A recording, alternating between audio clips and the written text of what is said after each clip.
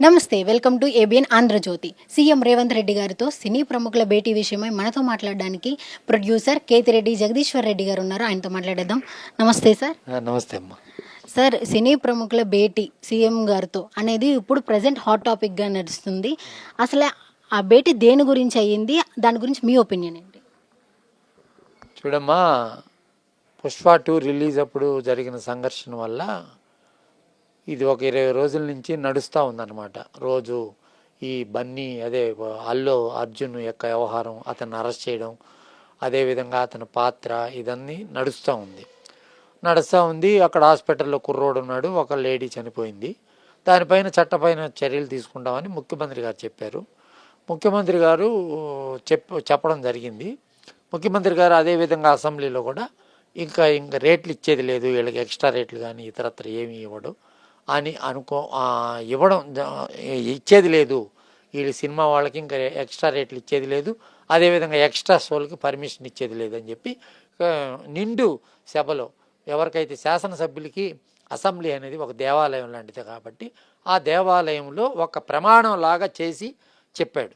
చెప్పిన తర్వాత జరిగిన సంఘటనలు, ఆ తర్వాత దిల్ రాజు అంతకుముందు ఎవరినైతే బన్నీని అరెస్ట్ చేసినప్పుడు పోలీస్ స్టేషన్కి వచ్చాడు, అదేవిధంగా బన్నీని జైల్లో పెట్టినప్పుడు జైలు దగ్గరికి వచ్చాడు, ఆ తర్వాత నుంచి కనిపించలేదు, ఆయన అమెరికాకి వెళ్ళాడు అని చెప్పి చెప్తున్నాడు. అదేదో సినిమా గేమ్ చేంజర్ సినిమా అడ్వర్టైజ్మెంట్లో భాగంగా అక్కడికి వెళ్ళాడు అని చెప్పారు. చెప్పినప్పుడు నిన్న సీఎం గారిని కలవడం జరిగింది. ఆయన సీఎం గారు ఈ బాధ్యతలన్నీ నాకు అప్పచెప్పాడు, నేను చూసుకుంటున్నానని చెప్పి, అదేవిధంగా ఆ పిల్ల ఎవరైతే ఆ బాబు హాస్పిటల్లో ఉన్న బాబుకి 1.5 కోటి చెక్కు అది ఇది ఇవ్వడం జరిగింది. అంతవరకు బాగానే ఉంది కథ. అంత కథ అయిపోయిన తర్వాత ఇప్పుడు సినిమా వాళ్ళందరినీ తీసుకొని నేను రేవంత్ రెడ్డి దగ్గరికి వెళ్తున్నాను అని అన్నాడు. సినిమా వాళ్ళందరినీ తీసుకొని అంత అర్జెంటుగా రేవంత్ రెడ్డి దగ్గరికి వెళ్ళాల్సినంత అవసరం ఏమొచ్చింది? ఇది ప్రస్తుతం ప్రతి సమాజంలో ప్రతి ఒక్కరు సినిమాని ప్రేమించేవాళ్ళు, ప్రేక్షకులైతేమి, అదేవిధంగా జనాలైతేమి, ఓట్లేసే జనాలైతేమి, అందరూ కూడా ఇదేదో ఇది కుట్ర కోణంలో ఉంది వ్యవహారం అని నిన్న ఆ బాబు తండ్రి మాట్లాడడం, మేము కేసు వాపస్ తీసుకుంటామని అనడం, అదనడం ఇదనడం, ఇంత స్పీడ్గా ఈ యాక్టివిటీ ఎలా జరుగుతుంది అనేది ఎవరికీ అర్థం కాకుండా ఉండిందనమాట. అంతా బాగానే ఉంది. దీంట్లో భాగంగా ఏంటంటే Dil Raju Telangana film development board corporation చైర్మన్గా ఉన్నాడు. ఆ చైర్మన్గా ఉంటూ ఆయన రేపు 3 సినిమాలు ఉన్నాయి. ఒకటి గేమ్ చేంజర్ అని ఒకటి సంక్రాంతికి వస్తున్నాం, ఇంకొకటి డిస్ట్రిబ్యూషన్ సినిమా బాలకృష్ణ గారి సినిమా. 3 సినిమాలు రిలీజ్ నేపథ్యంలో తెలంగాణ వచ్చి ఈ కలెక్షన్లకు ఒక హబ్బు లాంటిది కాబట్టి, తెలంగాణ ఎక్కువగా మల్టీప్లెక్స్లు ఉంటాయి కాబట్టి ఇక్కడ ఏదో రేట్లు తగ్గిస్తే తనకు నష్టం వస్తుందని ఒక ఉద్దేశంతో ముఖ్యమంత్రి గారిని కన్విన్స్ చేద్దాము సినిమా వాళ్ళందరినీ తీసుకొని పోయి అని చెప్పి ఒక ఉద్దేశంతో తీసుకుపోవడం జరిగింది. కానీ ముఖ్యమంత్రి దాన్ని, ఎందుకంటే ముఖ్యమంత్రి సామాన్య పరిస్థితి నుంచి ప్రజా సమస్యల గురించి మొత్తం తెలిసిన వ్యక్తి కాబట్టి వారి ధర్మంగా వాళ్ళు పోంగానే మొట్టమొదటి చెప్పింది సినిమా టిక్కెట్ల రేట్ల విషయం, అదేవిధంగా ఎక్స్ట్రా షోల విషయం కాకుండా రాష్ట్రంలో చలనచిత్ర పరిశ్రమ ఏ రకంగా అభివృద్ధి చెయ్యాలా అనే దానిపైన మీరు సలహాలు ఇవ్వండి. అదేవిధంగా హాలీవుడ్ స్థాయికి సినిమాలు నిర్మించుకునేదానికి హైదరాబాద్ని, ఈ తెలంగాణని ఒక హబ్ లాగా ఎలా చెయ్యాలా అనే దాని మీద ప్రభుత్వం ముందుంటుంది ఏ రకంగా కూడా. అదేవిధంగా కొన్ని సామాజిక దృక్పథంతో ఉన్నాయి, ఈ డ్రగ్స్ తీసుకునే వాళ్ళ మీద సినిమాలు తీసేదానికోసం కూడా చెప్పడం జరిగింది. ఆయన వర్షం చెప్పాడు, రేట్లు అనేది పెంచడం లేదన్నారు. ఇక్కడ రేట్లు అనేది పెంచడం లేదు అనే తలకి సినిమా ఇండస్ట్రీ చాలా దిగారిపోయిందని చెప్పవచ్చు. ఎందుకు చెప్పవచ్చు అనుకుంటే వారు అనుకొని వచ్చింది ఒకటి.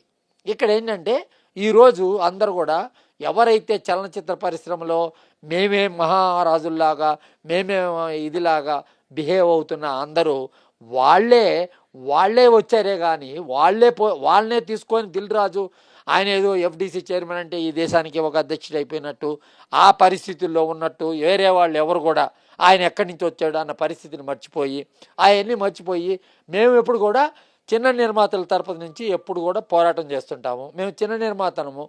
సినిమా ఫీల్డ్ రిప్రజెంటేటివ్స్ అంటే ఓన్లీ ధనిక వర్గమే కాదు కదా. ధనిక వర్గం అంటే ఎవరు? దిల్ రాజు, సురేష్ బాబు, వీళ్ళందరూ ధనిక వర్గం.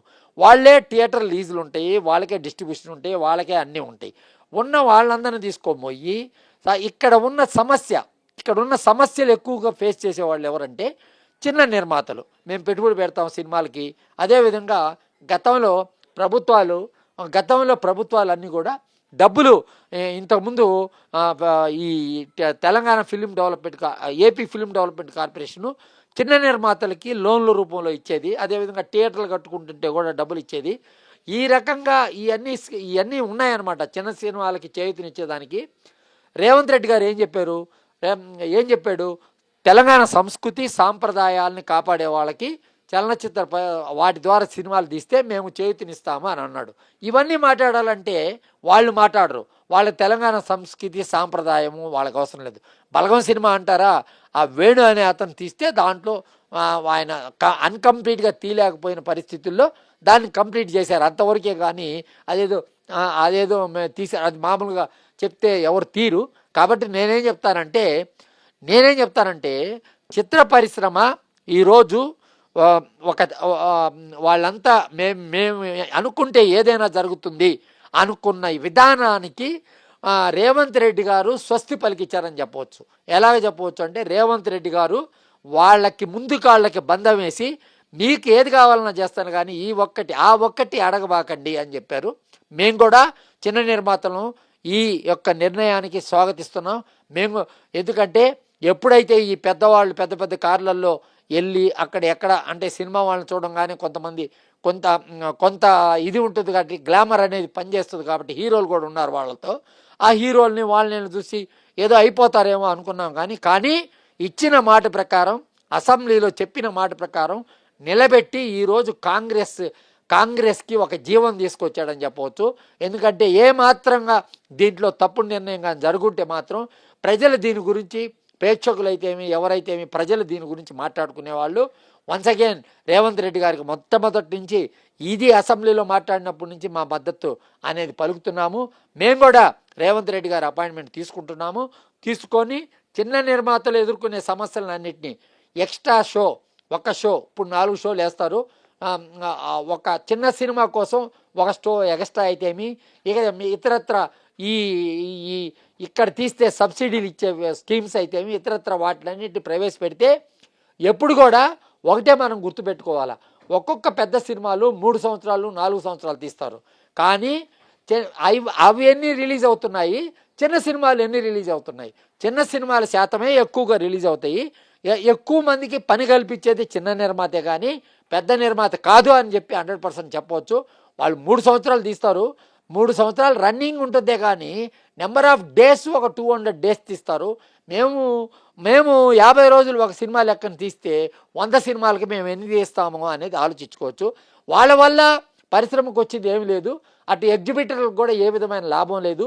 ఎందుకు లాభం లేదంటే ఎగ్జిబిటర్లకు వచ్చేది రెంట్ మాత్రమే చెల్లిస్తారు వీళ్ళు. ఈ 800 రూపాయల టికెట్ అమ్ముకున్నా, సమోసా 100 రూపాయలు అమ్ముకున్నా, ఏది అమ్ముకున్నా కూడా ఆ బెనిఫిట్ ఏ మాత్రం కూడా ఎవరికి రాదు. కాబట్టి ఏంటంటే ఇదంతా లీజింగ్ సిస్టమ్. ఇదంతా ఒక గతంలో ఇది ఒక చైన్ అన్నమాట. ఈ చైన్లో వేరే వాళ్ళు కలగజేసుకోకుండా ఈ పోస్ట్ని చేజిక్కించుకొని నేనే దీనికి మహారాజుని, ఈ చలనచిత్ర పరిశ్రమలో మనం చెప్పిందే జరగాల అనే ఒక ఉద్దేశం ఉన్న దిల్ రాజుకి కరెక్ట్గా ఇలాంటి వాతావరణం రేవంత్ రెడ్డి గారు తీసుకున్న నిర్ణయానికి మేమంతా స్వాగతిస్తున్నాం. అటు తెలంగాణ అయితే మీ ఆంధ్రప్రదేశ్ ప్రజలు కూడా మిమ్మల్ని హర్షిస్తున్నారు. అదేవిధంగా ఆంధ్రప్రదేశ్ ప్రభుత్వం కూడా సినిమా వాళ్ళకి రేట్లు ఎందుకు ఎక్స్ట్రా ఇవ్వాలనే దాని మీద ఆలోచించాల్సినంత అవసరం ఖచ్చితంగా ఉంది. చంద్రబాబు నాయుడు గారు కూడా వారి దృష్టికి కూడా తీసుకెళ్తాము. సినిమా వాళ్ళకి రేట్లు ఎందుకు ఎక్కువ ఇవ్వాలా, ఒకవేళ ఇవ్వాలనుకుంటే 50 రూపాయలు 100 రూపాయలు ఎక్కువ ఇవ్వచ్చు. కానీ మీరు ఈ విధంగా 800 900 రూపాయలు ఎక్స్ట్రా ఇస్తున్నారు. దాన్ని మళ్ళీ బ్లాక్ మార్కెట్లో 2000కి 3000కి అమ్ముతున్నారు. కాబట్టి ఏంటంటే ఇది రేవతి మరణితో కదిలిన ఒక ఇదేం చెప్పవచ్చు. ఇది ఖచ్చితంగా ఆ దిశగా అడుగులు వేస్తారని వారు ఆంధ్రప్రదేశ్ ప్రభుత్వం కూడా దీన్ని పట్టించుకోవాలని చెప్పి మేము కోరుతున్నాం. అక్కడ కూడా పోతాము. రేవంత్ రెడ్డి గారిని కూడా త్వరలో కలిసి చిన్న నిర్మాతలు ఎదుర్కొనే ప్రతి సమస్యని వాళ్ళు మమ్మల్ని అవాయిడ్ చేసిన విధానాన్ని కూడా రేవంత్ రెడ్డి గారికి తెలియజేయడం జరుగుతుంది అని చెప్పి నేను తెలియజేస్తాను. సరే, మరి మీటింగ్లో చిరంజీవి గారు అలాగ కొంతమంది ప్రముఖులు అటెండ్ అవ్వలేదు, దానికి రీజన్ ఏమై ఉంటుంది? చిరంజీవి గారు పని జరగదు అనేది ఆయనకి తెలుసు. ఎందుకంటే ఆయన కూడా ఒక పార్లమెంటేరియన్గా ఉన్నాడు, ఆయన కూడా ఒక కేంద్ర మంత్రిగా ఉన్నాడు, శాసనసభలో ఉన్నాడు. నిండు శాసనసభలో ఒక ముఖ్యమంత్రి నోరు తెరిచి ఈ ఎక్స్ట్రా రేట్లు అనేవి ఇవ్వడం జరగదు అని చెప్పిన తర్వాత చిరంజీవి గారు వచ్చి పెద్దరికం ఎందుకు పోగొట్టుకుంటారు? అక్కడికి వచ్చినా చిరంజీవి గారితో అయినా జరిగేది ఇదే, ఎవరు వచ్చినా కూడా జరిగేది ఇదే. ఎందుకు? వన్స్ ఈ రాష్ట్ర ముఖ్యమంత్రి డిసైడ్ అయిపోయినాడు, ఇంకా చిరంజీవి వచ్చినా జరగదు, ఇంక ఎవరు వచ్చినా జరగదు. అది ఎప్పుడు జరుగుతుందో అనేది తర్వాత మనం రాబోయే రోజుల్లో చూడబోతాం. అది ఎప్పుడు జరుగుతుంది, ఏ రకంగా జరగబోతుంది అనేదాన్ని మనం ఎప్పుడుకో చూస్తాం, చూడం. ఆయన ఏం చెప్పాడు? నేను ముఖ్యమంత్రిగా ఉన్నంతకాలం వీళ్ళకి రేట్లు ఇచ్చేది లేదు సినిమా వాళ్ళకి, ఇదే లాస్ట్.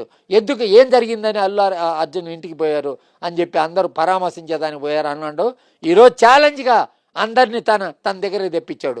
ఎవరైతే అల్లు అర్జున్ ఇంటికి పోయారో ఆ రోజు వాళ్ళందరూ కూడా ఈరోజు అక్కడ ఉన్నారు. ఈరోజు ముఖ్యమంత్రిని కలిసిన వాళ్ళల్లో వాళ్ళందరూ ఉన్నారు. కాబట్టి ఏంటంటే ఇదేంటంటే ప్రభుత్వం అనేది చాలా గొప్పది. ప్రభుత్వాన్ని ఎదిరించి మీరేం చేయలేరు. ఎంత సూపర్ స్టార్ అయినా ఎవరైనా ఏ రాష్ట్రంలో అయినా కూడా, ఏ రాష్ట్రంలో అంటే ఏం చేయలేరు. అక్కడ జయలలిత విజయ్ సినిమా రిలీజ్ కాకుండా ఆపింది, కమల్ హాసన్ సినిమా రిలీజ్ ఆపకుండా. అట్లాంటి చట్టాలు ఉన్నాయి భారతదేశంలో. లా అండ్ ఆర్డర్ పరిస్థితి బాగా ఉండదు అని అంటే సినిమా ఆపేయచ్చు. అసలు పుష్ప 2వ రోజే సినిమా ఆపే హక్కు ఈ రాష్ట్ర ప్రభుత్వానికి ఉంటుందన్నమాట. ఒక ఆమె చచ్చిపోయింది, ఒక ఇది ఉంది కాబట్టి. అలాంటి చర్యలు చేపట్టకుండా వీళ్ళు గ్యారంటీ కూడా ఇవ్వలేకపోయారు. మీరు గ్యారంటీ ఇస్తారా? ఏదైనా జరిగితే ఈ గిౌన్సర్లు ఏమన్నా కొట్టడం జరిగితే అంటే వీళ్ళు గ్యారంటీ కూడా ఇవ్వలేకపోయారు. కాబట్టి అది ఆ ఊసు కూడా లేదు. ఇంకా ఈ ఈవెంట్లు జరిగేదానికి దానికంతా ఆస్కారం లేదు. తప్పకుండా రేవంత్ రెడ్డి గారు తీసుకున్న నిర్ణయాన్ని మేమందరం కూడా స్వాగతిస్తున్నాం.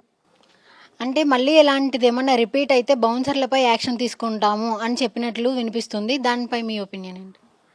బౌన్సర్ల వ్యవస్థనే రద్దు చేస్తున్నామని చెప్పి మన సిపి గారు చెప్పారు. యాజ్ ఏ పోలీస్ హెడ్గా ఆయన చెప్పాడు. బౌన్సర్లు అనేవాళ్ళు ఉండరు, సెక్యూరిటీ గార్డులుగా ఉంటారు, బాడీ గార్డులుగా ఉంటారు. కానీ బౌన్సర్ అంటే ఏంటి? కొట్టేవాడని.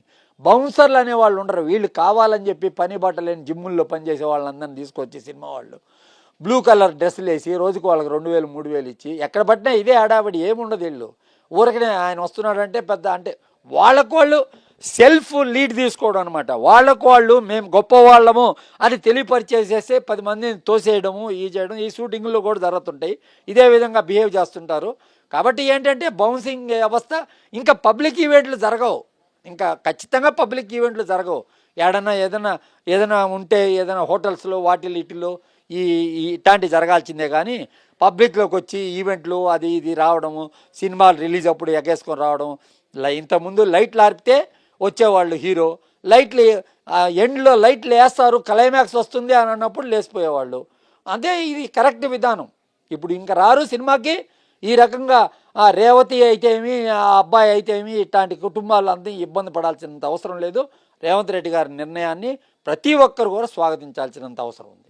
మీటింగ్లో అల్లు అర్జున్ గారి ఇష్యూ గురించి ఏమైనా మాట్లాడారా? అంటే అల్లు అరవింద్ గారు కూడా ఈ మీటింగ్కి వచ్చారు కదా, అల్లు అర్జున్ ఇష్యూ గురించి అండ్ అక్కడ మీటింగ్ గురించి, ఆయన మధ్యలో జరుగుతున్న కేసు గురించి ఏమైనా మాట్లాడారా?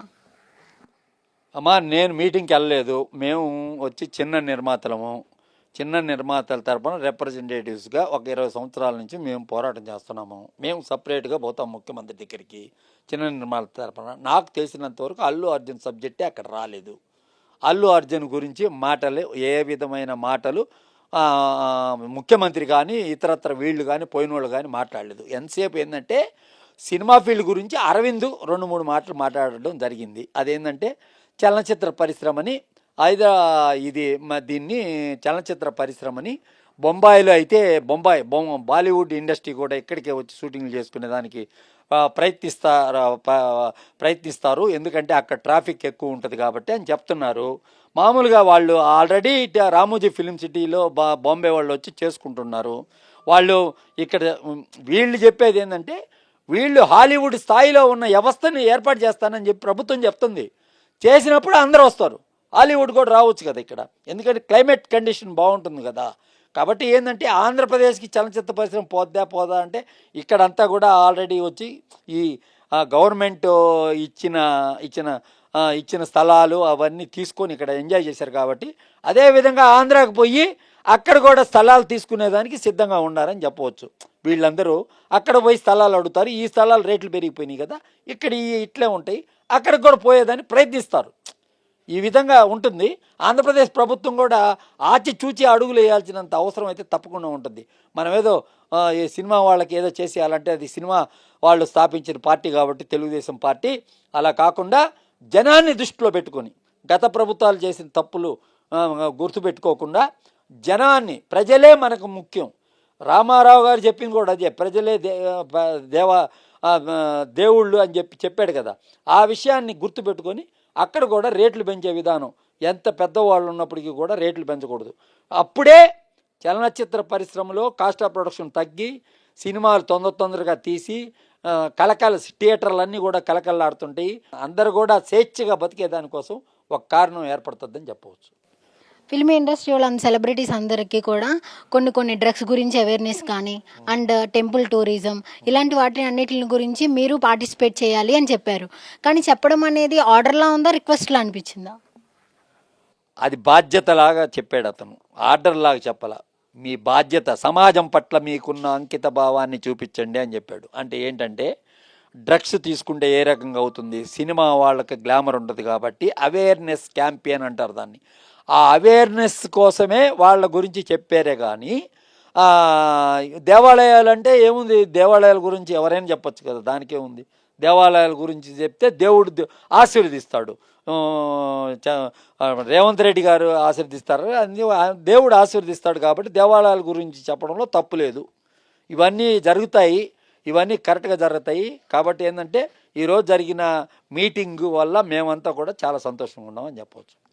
బయట టాక్ ఏమని వినిపిస్తుందంటే సీఎం రేవంత్ రెడ్డి గారు సినీ ఇండస్ట్రీని టార్గెట్ చేశారు అని అనిపిస్తుంది. దానికి మీరేమంటారు? అంత సీన్ లేదమ్మా, వీళ్ళ మీద టార్గెట్ చేయాల్సినంత పని అవసరం ఆయనకి లేదు. ఎందుకంటే చెప్పమంటారా, ఇది ఒక చిన్న ఇండస్ట్రీ, ఇది ఒక చిన్నది, ఇది ఎంట్లో దీనివల్ల వచ్చే లాభం చాలా తక్కువ ఉంటుంది. జిఎస్టీలో ఏదో 9%, 18లో 9 అట్లా వస్తుంది. వీళ్ళందరి వల్ల ఒక సంవత్సరానికి ఒక ట్యాక్సుల రూపంలో ఈ స్టేట్కి వచ్చేది 100 కోట్లు ఎంత ఉండబోద్ది.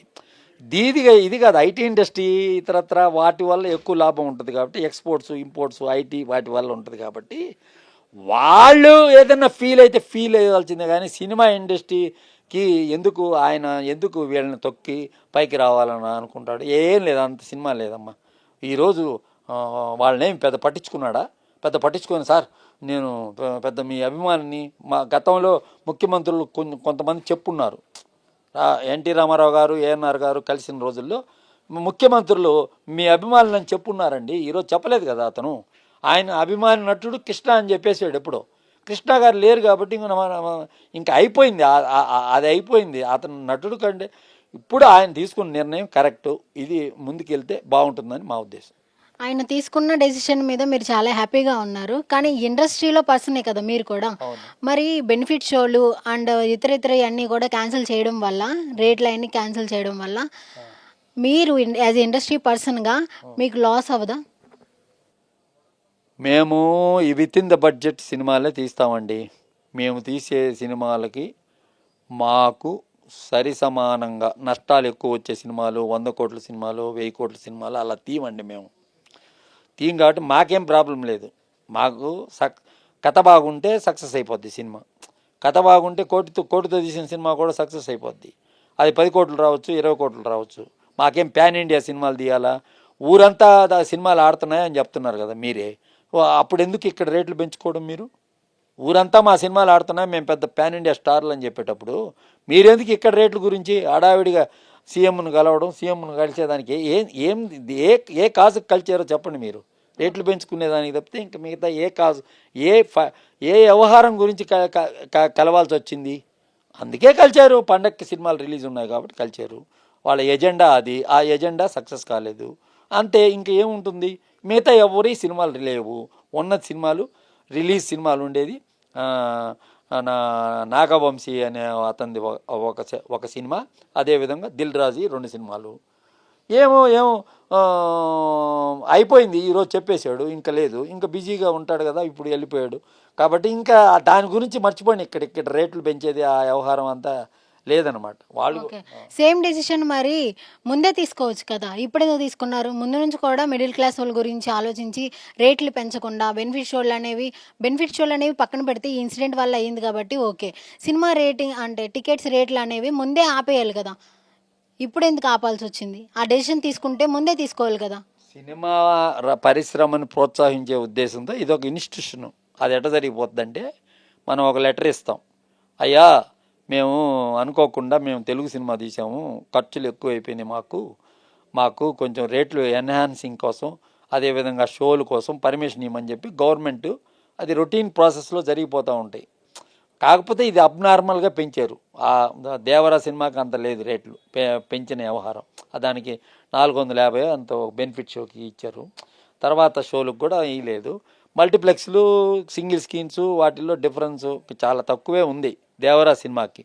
ఈ సినిమాకి పర్టికులర్గా 800 రూపాయలు ఇస్తే వాళ్ళు థియేటర్ వాళ్ళు 1100 రూపాయలకి అమ్మారనమాట. అంటే పాప్కార్న్ అండ్ ఎవ్రీథింగ్ ప్యాకేజ్ లాగా అమ్ముతారనమాట. అంటే 800 ప్లస్ జిఎస్టీ, అంటే 940 తీసుకోవాల్సి ఉంటే 1100 తీసుకొని అమ్మారు. అలా జరిగిందనమాట. దాన్ని అంతా అయిపోయిందనమాట. ఇదంతా ఏంటంటే ఇదొక చైన్ అమ్మ. ఇదంతా ఏంటంటే ఇది దీని మీద సమగ్రమైన దర్యాప్తు కూడా జరగాల. అసలు వీళ్ళు 800 రూపాయలు తీసుకుంటున్నారు, షో ఫుల్ అయిపోయిందని చెప్తున్నారు. ఇది కిట్ పోకో ఏమైనా జరుగుతుంది అంటే ఏంటి? కిట్ పోకో అంటే ఏంటంటే బ్లాక్ మనీని వైట్ చేసేదానికి ఇలా రేట్లు పెంచుకుంటున్నారా అనే అనుమానం కూడా ఉంది అనమాట. ఎక్కడ? గవర్నమెంట్ ఆఫ్ ఇండియాకి ఉంది. ఇవన్నీ కూడా త్వరలో బయటకు వస్తాయి, ఖచ్చితంగా వస్తాయి, అంతవరకు చెప్పవచ్చు.